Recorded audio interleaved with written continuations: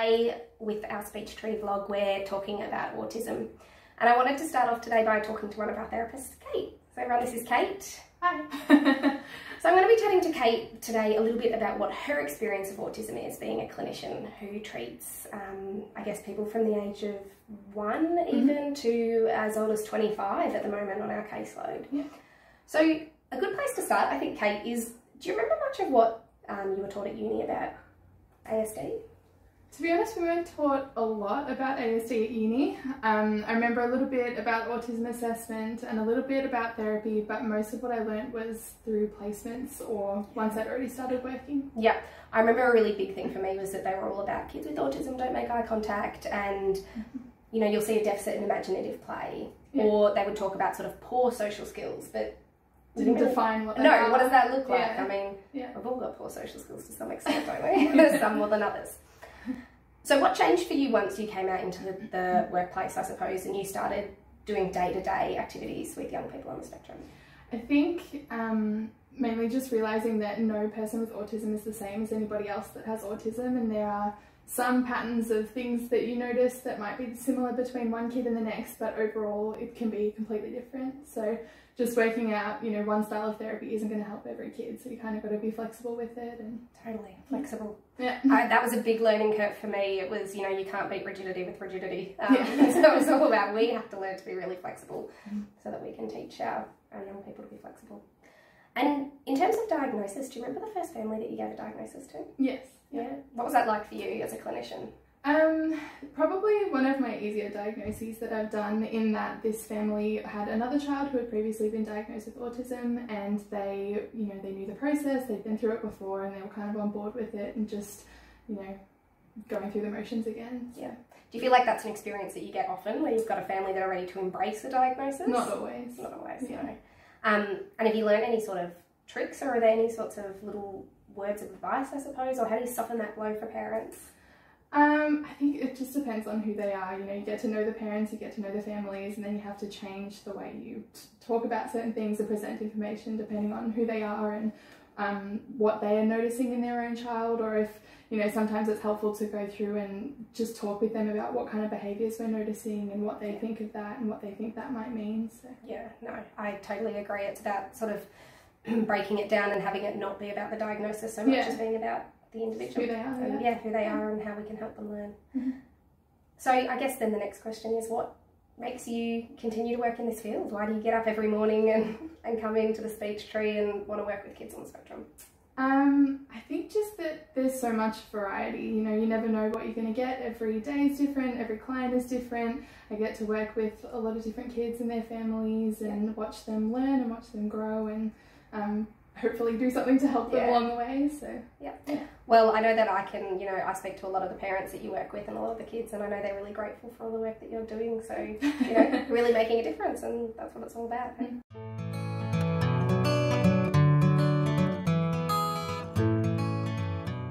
We're fortunate enough to be chatting to Sam.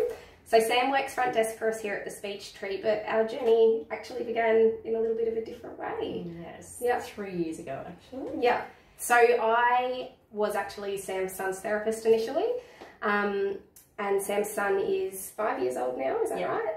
And has a diagnosis of autism. So Sam's going to talk to us a little bit about what that was like, going through that diagnostic process. So Sam, do you remember the first time you ever had that thought, oh, I wonder if my boy has autism? Yes, I remember thinking it very early on, probably before he hit 1. More so around the 16-month mark also, because he regressed a lot. He didn't really verbalise much. His play was completely different to his older sister. A lot of people also did say to me, oh, that's a boy-girl thing, but I think as a parent you kind of know. Just little routines that he did that I noticed that weren't normal per se. And then I went and spoke to the health nurse about it, and she sort of led me down the path and got us where we are. Do you remember what it was like for you and what the reactions were sort of when you started telling people around you, like, oh, you know, I think there might be something wrong, or I think he might be on the spectrum? Do you remember how people responded to that? Yes. So my mum was trying to support me in the form of, it's a boy and girl, because I did, oh my gosh, I did like cross-reference Chelsea Of course. and Tanner a lot. I mean, that's what parents have got to go on. You know, you don't have normative data other than, you know, your other children and other children you know. And my mum did say, oh, it's a boy-girl thing. I think that was her way to comfort me a lot. Yeah. She did say that if I hadn't gone and sought professional help by the time that I did, she would have said, Sam, okay, I think there is something wrong. Yeah. I think there was also a lot of denial within the family, which was kind of hard to process through. Even when we did get the formal diagnosis, I think people took a lot longer to settle with it themselves. Yeah, it was just interesting. So it sounds like your mum was kind of doing that balance of she was trying to reassure you and make you feel better about it, but at the same time, in saying, oh, it's a boy-girl thing, it also made you doubt whether what you were seeing was actually you know, relevant or whether you needed to be concerned. Yeah. Sort of mixed messages, I guess. Yeah, absolutely. I mean, you do get that a lot of, even when you talk to friends and stuff, they're like, oh no, he's fine. And I'm like, I know I'm not crazy. Like, there's something there. Yeah.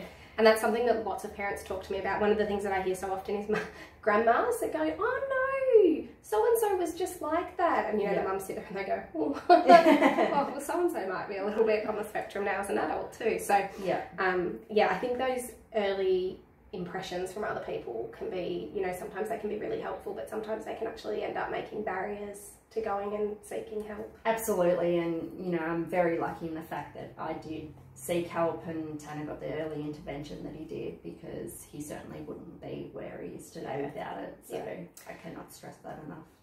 I guess this is sort of throwing your mind back, but I imagine it's a time that might be sort of quite clearly in your memory. Do you remember what it was like when you first got that diagnosis, in the moment, what that was like? Earth-shattering. Yeah. But I knew deep down that it was coming anyway. But just to have it actually written and formalised, it's a hard one to take as a parent. I think you really can't prepare yourself for it. Yeah. Yeah. So I guess then, if we fast forward, we're 3 years down the track. What's life like for you now, with a 5-year-old who's on the autism spectrum and who has just started school this year? Yeah, it's interesting. Yeah. We just take each day as it comes. I always say that Tanner is like a box of chocolates. You never know what you're going to get. Yeah, that's fair. Yeah. No, but it's good. I mean, again, we wouldn't be where we are today, and he wouldn't be able to attend mainstream school and everything without seeking help and early intervention. And he's doing great. He's coming along in leaps and bounds. And I think the biggest thing as a parent that you need to do as well is not, you know, put them up against other kids. Like, just keep it to themselves. I think we don't want to underestimate either the work that you've put in as a therapy mum, I suppose. So if we were to look at any given week or fortnight, tell me about the appointments. What are you doing?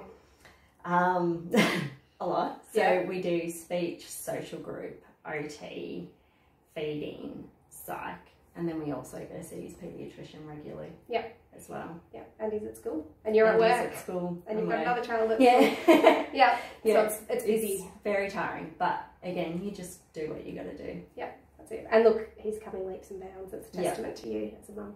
Thank you.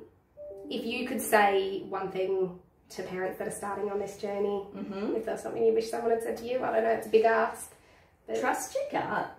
Yeah. We did have an experience earlier on where a paediatrician did turn me away because he was like, no, I don't think so. But yeah, I would really just go with your gut. You know, as a parent, that something's not quite right. As hard as it is also, try and block everyone else out, like if they're negative.